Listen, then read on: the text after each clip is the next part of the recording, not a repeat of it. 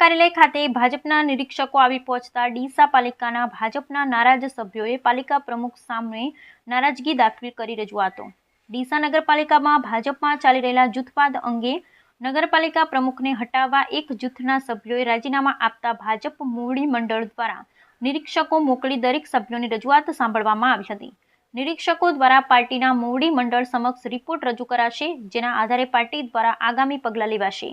ભાજપ શાસિત ડીસા નગરપાલિકામાં છેલ્લા ઘણા સમયથી ભાજપના જ સભ્યો વચ્ચે આંતરિક જૂથવાદ ચાલી રહ્યો છે, જેમાં ડીસા નગરપાલિકા પ્રમુખ સંગીતાબેન દવેને હટાવવા ભાજપનું એક જૂથ છેલ્લા ઘણા સમયથી પ્રયત્ન કરી રહ્યું છે,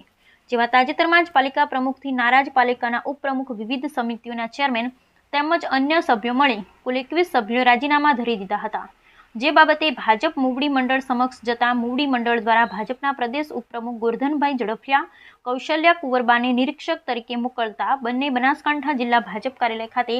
તમામ સભ્યોની વોર્ડ વાઇઝ અલગ અલગ બેઠક યોજી રજૂઆત સાંભળી હતી। નિરીક્ષકો દ્વારા તમામ સભ્યોની રજૂઆત સાંભળ્યા બાદ પાર્ટી સમક્ષ રિપોર્ટ મોકલવામાં આવશે, જેના આધારે આગામી સમયમાં પાલિકા પ્રમુખ હોદ્દા ઉપર રહેશે કે કેમ તે અંગેનું ભાવિ નિશ્ચિત થશે।